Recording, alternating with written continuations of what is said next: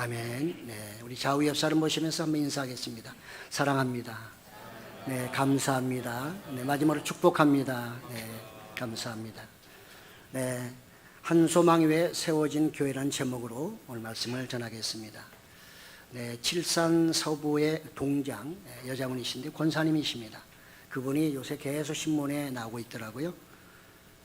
그분은 초등학교 때부터 아주 전도의 남다른 어떤 달란트를 받았다고 합니다. 그래서 그는 이제 그 일을 계속하다가 성령의 능력으로 생명 살리는 천국 공무원이 되겠다 그런 결심을 하고 2005년도에 김해시청 기독 신우회를 만들었고요. 또 작년에 자신이 또 회장이 되었다고 합니다. 정건사님은 이제 이렇게 복음을 전하며 사람들이 여러 가지 질문하지 않겠어요? 사람들이 왜 하나님을 믿어야 하느냐라고 묻는답니다. 그러면 부모님이 우리를 낳을 때 우리는 모르고 태어나지 않았느냐. 그렇기 때문에 내가 존재함으로 부모님이 계시듯이 세상에 모든 것 주인이 있듯이 삼라만상 모든 것 지음에도 어떤 분이 계시지 않겠나. 그분이 바로 하나님이시다. 그래서 우리가 사람이 창조된 목적이 있으므로 그 목적은 바로 하나님을 찬양하는 것이다. 이렇게 그분은 설명한다고 합니다. 또 천국이 어디 있냐고 또 물어본다는 거죠. 그러면 그분은 이렇게 대답합니다.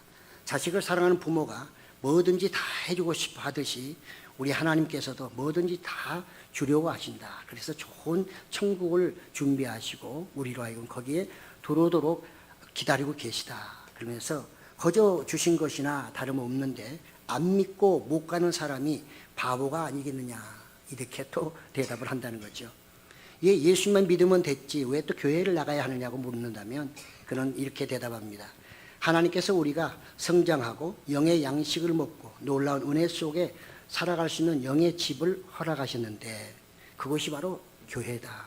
그래서 우리가 교회를 가야 된다. 이렇게 대답을 하면서 복음을 전하고 그래서 그 동장은 아주 기독인으로서 지금 신문에도 나고 있으니까 아주 유명한 그래서 지금까지 그분이 전도한 사람이 한 400명이 된다고 합니다. 우리는 평생 가도 한 명도 전도를 못하는 경우가 있는데 이분은 정말 권사님으로서 동장으로서 400명을 전도했다고 합니다. 그렇게 전도해도 또 그에게는 어려움도 오지요. 4년 전에 대장암 판정을 받았는데요. 다행히도 정말 전이가 되지 않아서 항암 치료나 방사선 치료 없이 또 완치가 됐다고 합니다. 그래서 더욱더 그는 열심히 만학도가 되어서 지금은 대학원에 가서 석박사 과정을 지금 밟고 있다고 합니다. 그렇습니다. 누가 물어봅니다. 이 혼전의 시대 우리는 어디로 가야죠? 라고 물어보면 그는 큰 소리로 예수님께 가야죠. 라고 이렇게 답을 한답니다. 사람에 따라 다 다르죠. 하나님이 주신 달란트는 다양합니다. 우리는 모든 사람이 정권사님처럼 될 수는 없겠으나 여러분도 또 각자 하나님이 주시는 은혜에 따라서 하나님께 영광을 돌리고 또 여러분의 삶에 후회 없는 그런 삶을 사시기를 예수님의 이름으로 축복합니다. 네, 오늘 본문으로 돌아가 보면 한 소망을 가진 공동체가 추구해야 할 영적 요소들을 바울이 지금 말하고 있습니다.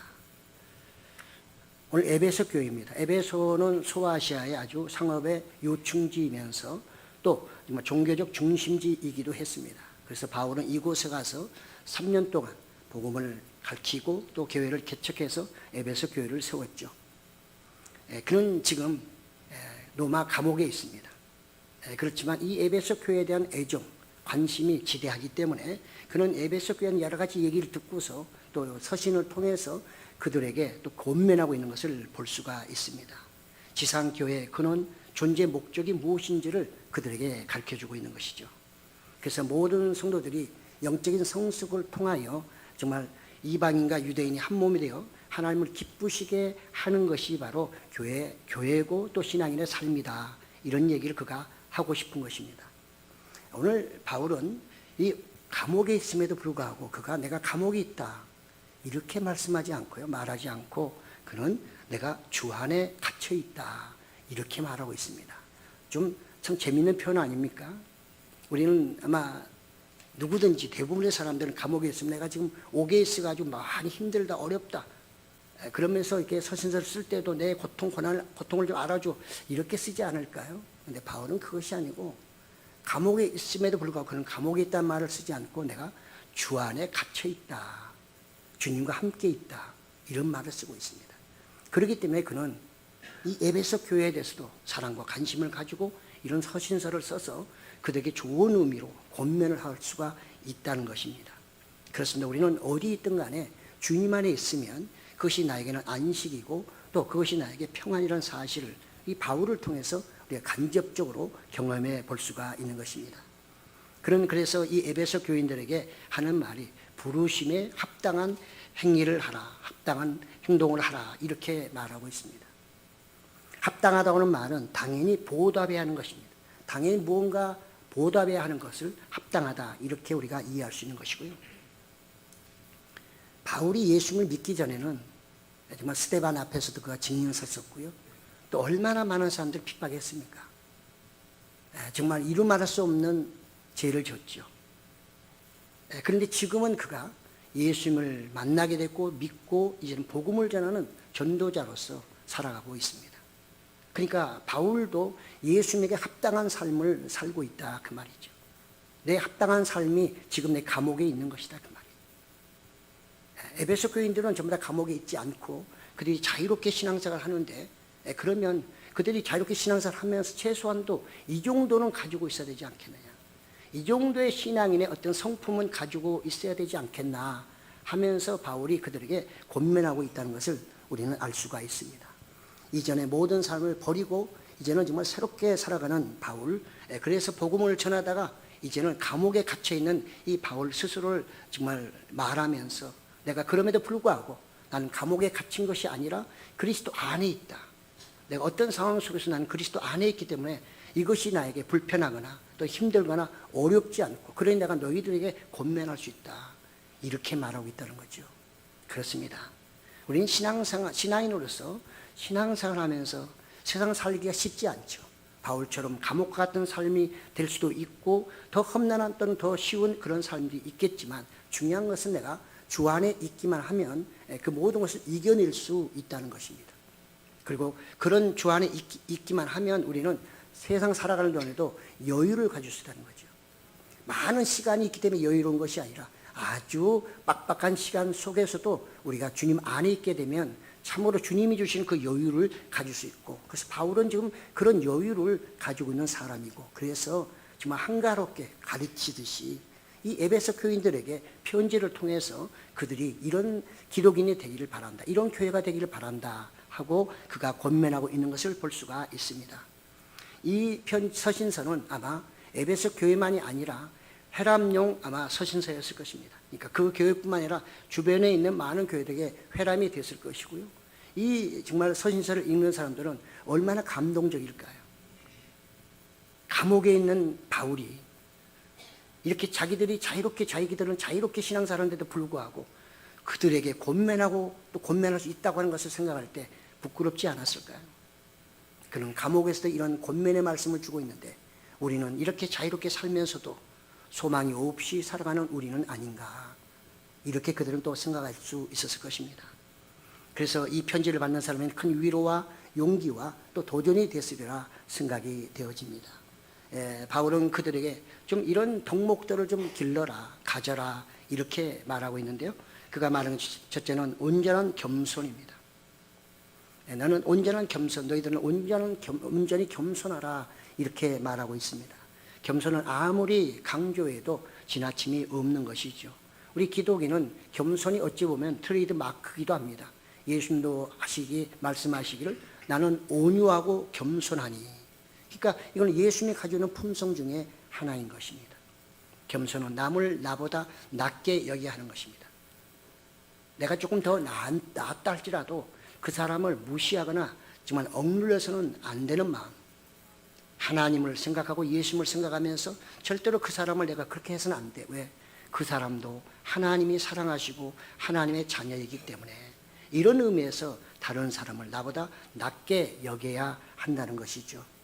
네, 그렇습니다. 그래서 예수님도 정말 죄 지은 사람에도 내가 너를 정죄하지 아니하노니 풀어주시면서 정말 다음에는 그런 죄를 짓지 말라. 얼마든지 예수님은 심판을 싣고 정죄할 수 있었지만 예수님은 그렇게 하지 아니한 것 또한 그분의 겸손이라고도 할 수가 있는 것이죠. 두 번째는 온유함입니다. 온유란 말은 마일드란 뜻이죠. 어떤 상황에서도 정말 부드러움과 자제력을 잃지 않는 것입니다. 우리는 어떤 사건을 만나게 되면 내가 좀 기분 나쁘거나 언짢아지면 갑자기 분이 나잖아요. 분의 반대라고도 볼 수 있습니다. 온유한 마음은 그런 상황 속에서도 하나님의 말씀을 묵상하며 자기를 자제할 수 있는 그것이 바로 온유함이라고 하는 것입니다. 그래서 다른 사람들의 연약함을 품어줘야 하는 것입니다. 그래야만 우리는 함께 같이 갈 수가 있는 것입니다. 만약에 다른 사람의 연약함을 내가 품어주지 않게 되면 서로 같은 사람이 되는 거죠. 일단 싸우면 둘 다 똑같은 사람이죠. 그렇죠. 한 사람이 월등히 나으면 절대로 싸우지 않습니다. 이해하고 용서하고 그냥 안아줘 버리기 때문에 싸울 일이 없는 거죠. 싸운다는 얘기 둘이 다 비슷하다는 얘기입니다. 그래서 지금 바울은 이 에베소 교회에게 지금 온유함을 가지라 이렇게 말하고 있고요. 또 인내하라, 인내심을 가지라. 그러니까 인내심이라는 것은 고난과 역경 가운데 나쁜 감정을 억누르는 것입니다.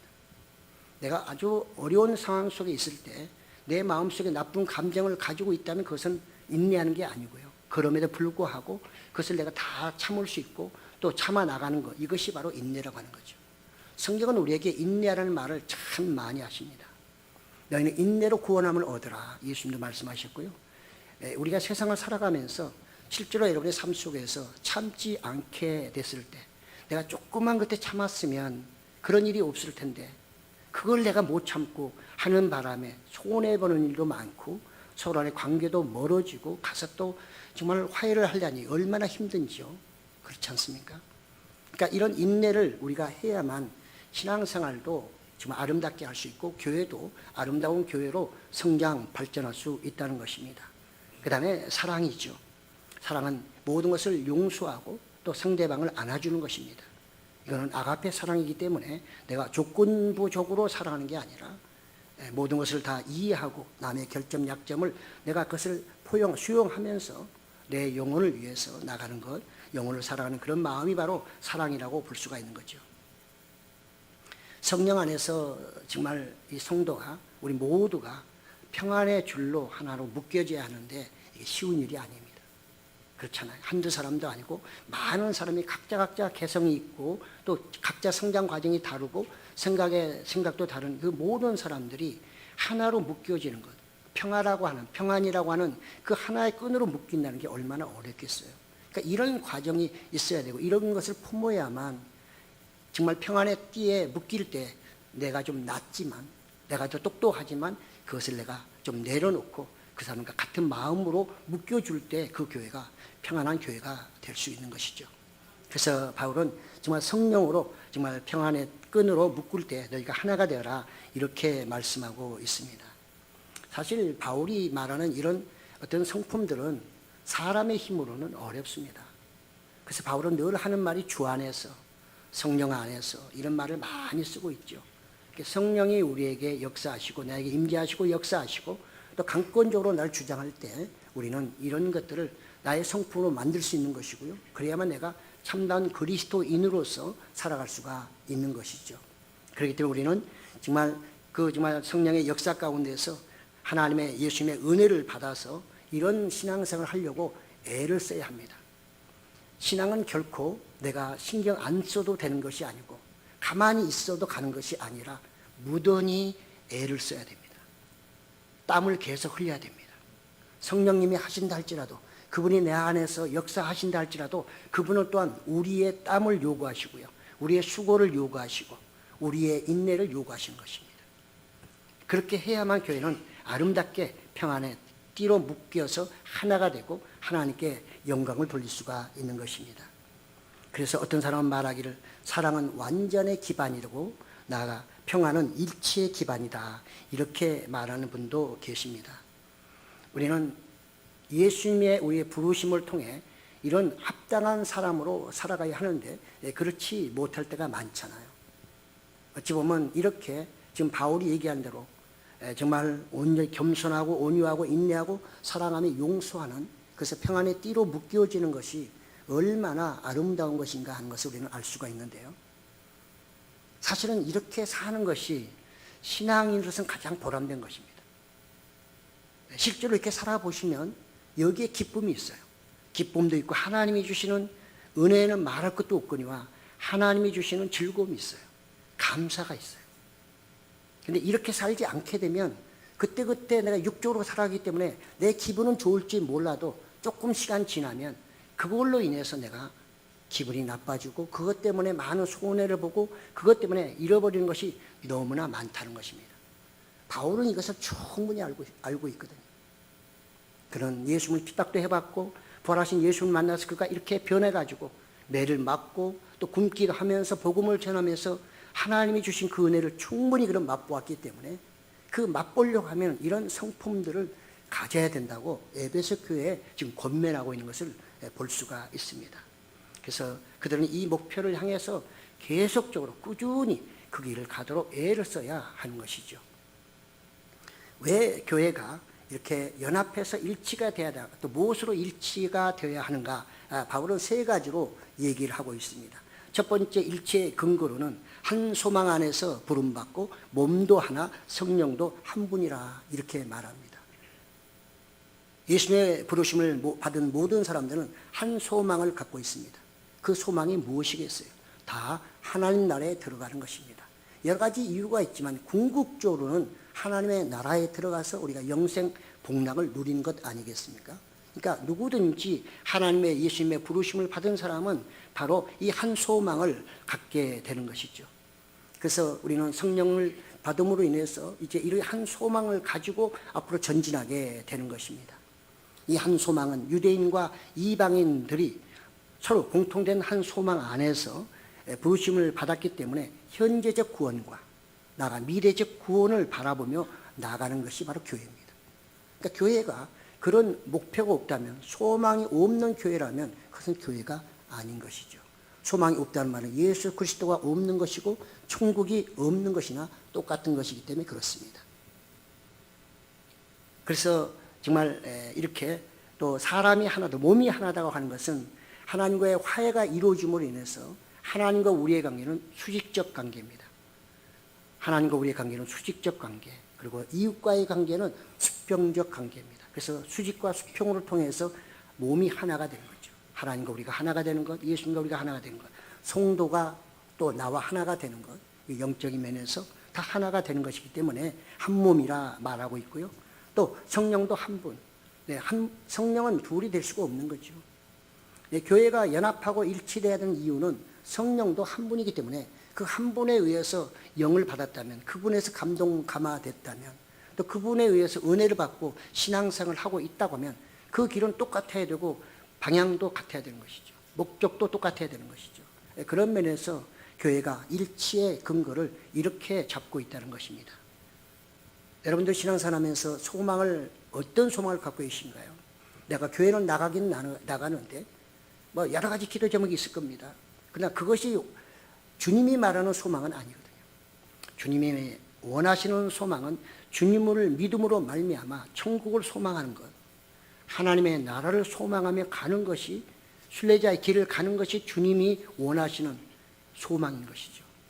모든 성도들은 이 소망을 반드시 가지고 있어야 됩니다. 내가 신앙생활을 잘하든 못하든 관계없습니다. 그러나 그 목적 방향은 하나가 되어야 하는 것이죠. 그래서 한 소망 위에 세워진 교회라는 제목으로 오늘 말씀을 설교하고 있습니다. 두 번째 일치의 근거는 주님도 한 분, 믿음도 하나, 세례도 하나라고 말하고 있습니다. 그렇죠. 그러니까 모든 것은 하나이기 때문에 하나 교회에 들어오면 우리도 이름이 하나이듯이 어떤 상황 속에서도 교회는 하나가 되어야 되고, 어떤 성품이 있다 해도 그 모든 성품 그리스도 안에서 하나가 될 수 있도록 서로 간에 뭉쳐야 된다. 평화롭게 묶임을 당해야 된다. 이렇게 말씀하고 있습니다. 우리는 예수님께 충성하는 것은 바로 그분에 대한 믿음을 갖는 것입니다.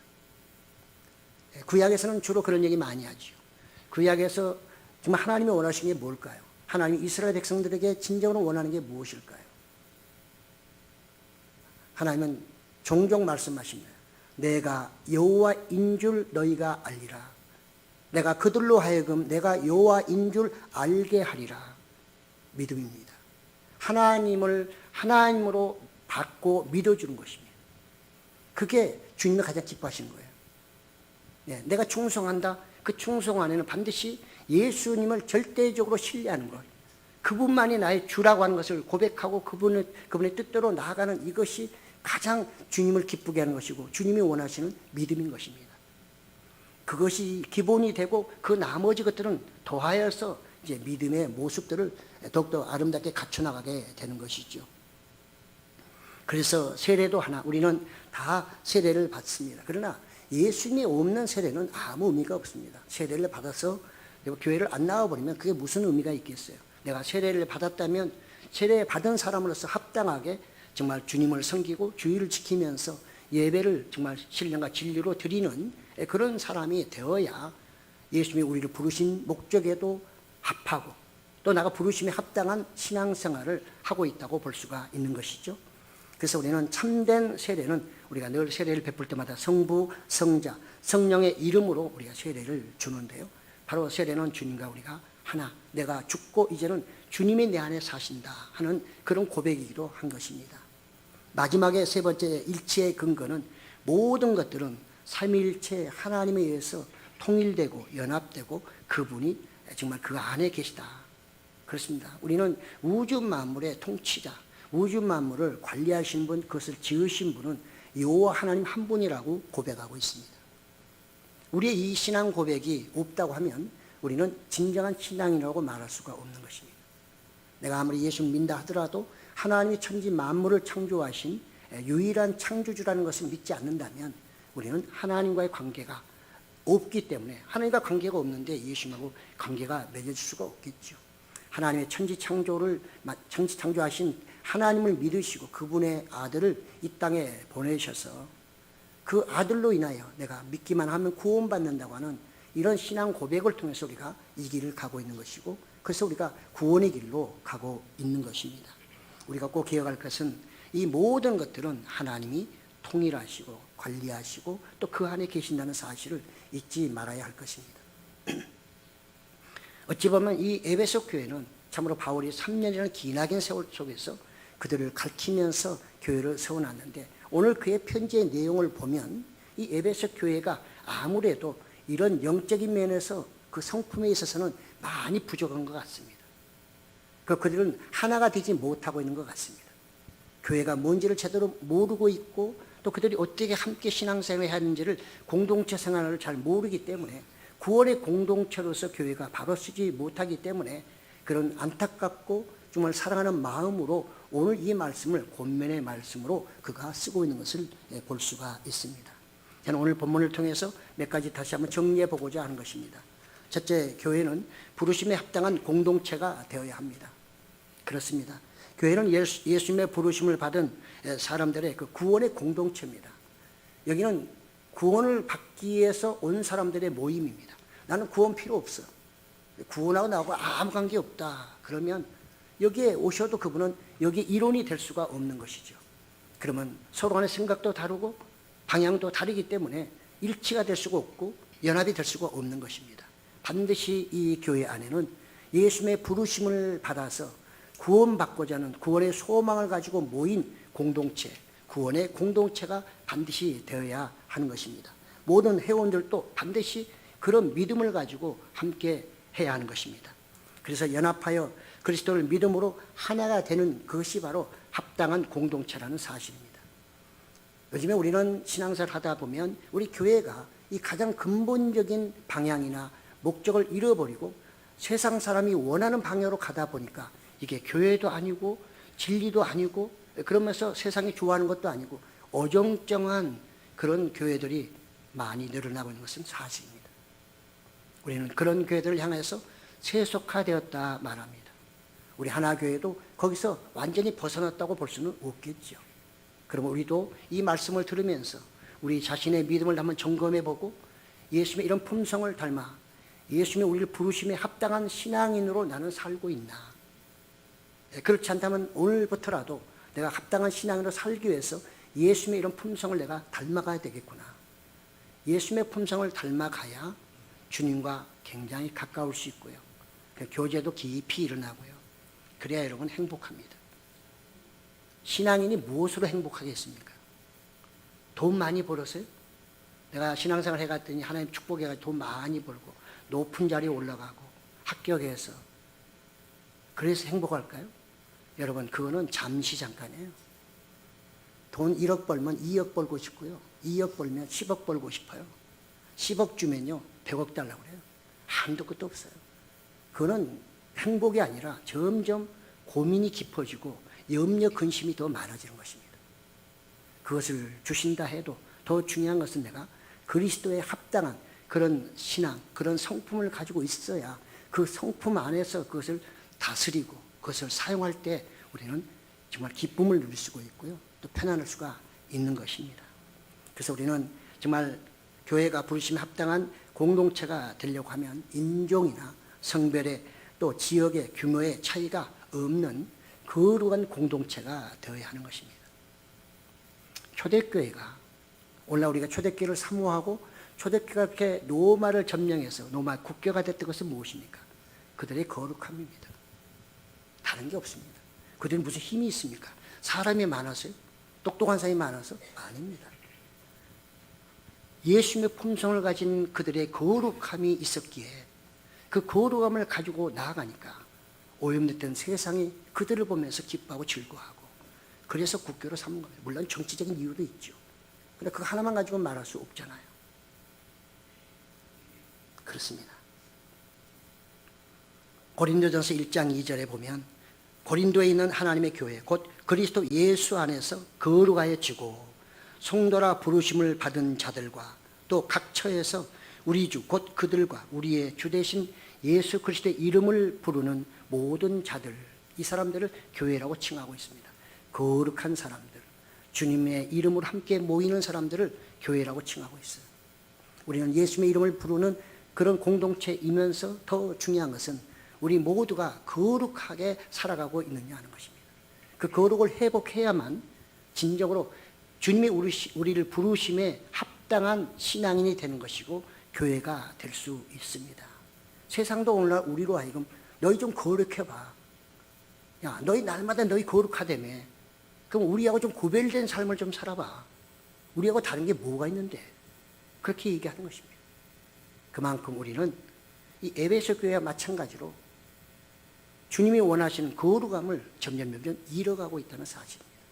그걸 빨리 회복해야만 교회는 다시 힘을 얻고 다시 부흥의 물결이 일어날 줄로 믿습니다. 교회는 단지 외적인 연합이 아니라 그래서 진리 안에서 거룩해지는 그런 교회가 될 때에 참으로 진정한 연합이고 일치라고 볼 수가 있습니다. 우리는 또 나아가서 예수를 믿는 믿음과 이방인을 믿는 그 믿음은 반드시 구별해야 하는 것입니다. 이방인의 믿음과 우리의 믿음을 동일하게 봐버리면 그건 안 되겠죠. 그래서 우리는 항상 온전한 믿음으로 하나가 되고 잘못된 믿음을 우리가 정말 추방도 하면서 물리칠 수 있는 그런 교회가 또 되어야 하는 것입니다. 두 번째로 합당한 교회는 주님의 성품과 하나가 되어야 하는 것입니다. 물론 우리의 의지로는 어렵지만 우리가 늘 미리서 겁을 먹습니다. 예수님의 성품을 나 같은 사람이 어떻게 닮아갈 수 있어? 그 말도 안 돼. 아니 처음부터 겁을 먹고 처음부터 포기해버리는 분들이 많습니다. 아닙니다. 주님은 내가 너희 안에 있겠다 말씀하셨습니다. 성령이 우리 안에 오게 되면 예수님의 품성을 우리가 얼마든지 가질 수 있고 또 회복할 수 있는 것입니다. 하나님의 형상이 아담과 이브로 깨어졌지만 예수 그리스도로 말미암아 다시 회복이 됐잖아요. 그 회복 속에 이런 온유와 겸손과 사랑, 인내 이런 게 다 들어있거든요. 그러니까 우리는 예수님을 닮아가려고 애를 써야 하는 것입니다. 근데 예수님은 너무너무 높으신 분이니까 아예 따라갈 생각도 안 하고 나의 본으로도 아예 생각도 안 하고 그냥 옆에 있는 사람 적당히 이렇게 견줘가면서 그 사람 10개 하면 나는 8개 하고 이렇게 해가지고는 온전한 정말 예수님의 품성을 가질 수가 없는 것입니다. 그렇게 되면 결국은 사람이 모이는 집단에 불과할 수 있는 것이고요. 성령이 역사하지 않는 교회가 될 수도 있는 것입니다. 그렇습니다. 십자가만 있다고 해서 예수님이 계신 건 아니라고 말하잖아요. 요즘에 어떤 사람들 그 설교에 보면 요즘에는 대한민국에 예수님이 없는 교회도 있더라 이렇게 말하고 있는 것은 우리가 그냥 흘려버릴 얘기가 아니라는 것입니다. 어느 교회나 그것은 반드시 귀담아들여야 되고요. 반드시 예수님의 성품을 우리가 가져야 되는 것이고, 잃어버렸던 다시 회복해서 온전한 그리스도의 성품으로 나아가려고 최소한도 애는 써야 하는 것입니다. 노력은 해야 하는 것이죠. 하나님 우리에게 주시되 우리의 땀도 원하시고요, 우리의 노력도 하나님은 원하고 계시기 때문에 그렇습니다. 그래야만 우리는 예수님의 그 성품인 겸손, 온유한 인내, 사랑, 평안, 나가서 이런 것들이 성령의 인격과 능력으로 하나가 될 때 우리는 거룩한 교회가 될 수가 있는 것이고, 그래야 하나님의 말씀을 내가 순종하며 따라갈 수가 있습니다. 이런 성품이 되어 있을 때에 예수님처럼 하나님의 말씀을 절대적으로 순종할 수 있고, 그래서 하나님의 뜻을 이룰 수가 있는 것이죠. 그런 성품이 전혀 없다면 하나님의 말씀을 무슨 수로 순종하며 어떻게 하나님께 귀하게 쓰임 받겠습니까? 그건 불가능한 것입니다. 우리는 신앙이 추상적인 게 아닙니다. 이스라엘 백성은 신앙이 곧 그들의 삶이었습니다. 우리도 예수를 믿고 난 이후부터는 우리의 신앙이 곧 삶이어야 되는 것입니다. 믿음 따로 신앙 따로가 아니라 믿음과 신앙은 하나여야 되는 것이죠. 그때 우리 삶 속에서 우리는 예수님의 그 성품을 닮아가려고 애를 써야 되고, 내가 뭐가 부족한지 늘 확인하면서 그렇게 가려고 애를 써야 하는 것입니다. 그래야만 교회가 더욱더 아름답게 발전할 것이고요, 그래야 세상 사람들에게 빛과 소금의 그런 기능을 우리가 보여줄 수 있고 또 그들에게 줄 수가 있을 것입니다. 세 번째로는 교회 연합과 일치의 목적은 지상 명령을 실천하는 것입니다. 교회 연합의 기원은 삼일체 하나님이라는 걸 분명히 말씀하고 있죠. 하나님의 우주 만물의 위에도 계시고 또 그것을 연합도 하시고 또 통일도 시키시고 그 안에도 계시고 하는 모든 걸 관리하시는 분이 하나님이십니다. 예수님은 그래서 하나님과 우리의 관계를 또 포도나무와 가지로 비유하기도 하셨죠.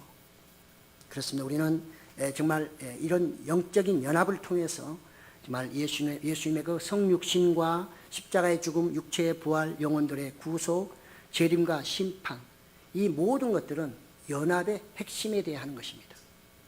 우리가 연합 교회가 하나가 된다고 할 때는 바로 예수님의 그 가지고 있는 모든 것들이 이 그 연합 속의 그 핵심 요인으로 거기에 들어가 있어야 되는 것이죠. 그렇지 않게 되면 사람의 집단으로 이렇게 추락할 수가 있는 것이고요. 그러면 그 교회는 시끄럽고 싸울 수밖에 없고, 조금만 져가면 서로 간에 정말 다투는 그런 교회가 되고 말 것입니다. 오늘 우리 너무나 안타까운 것은 많은 연합기구들이 있으나, 기관들이 있으나 하나가 되지 못해서 또 만들면서 나가고 있는 것은 너무나 안타까운 일입니다. 우리가 아무리 외쳐도 잘 안 되는 것이죠. 그것은 바로 그들이 예수님의 성품을 제대로 갖지 않고 있기 때문에 그런 것입니다. 그분의 성품을 다 가지고 있다면 다 양보할 것이고 또 내려놓을 것이고 서로 간에 존중하면서 새로운 아름답게 조직을 형성해서 이 대한민국의 교회가 하나가 되도록 할 것입니다. 우리는 그런 것을 지금 아직도 보지 못하고 우리가 기도하며 소원하지만 여전히 갈라지고 또 갈라지고 있는 것을 우리는 목격하고 있습니다. 그렇습니다. 영적 연합의 목표는 예수님의 증인으로 살아가는 것입니다. 예수님은 사도행전 1장 8절에서 말씀하시잖아요. 너희가 성령을 받으면 사마리아 땅까지 이르러 나의 증인이 되라. 그 증인 되는 것입니다.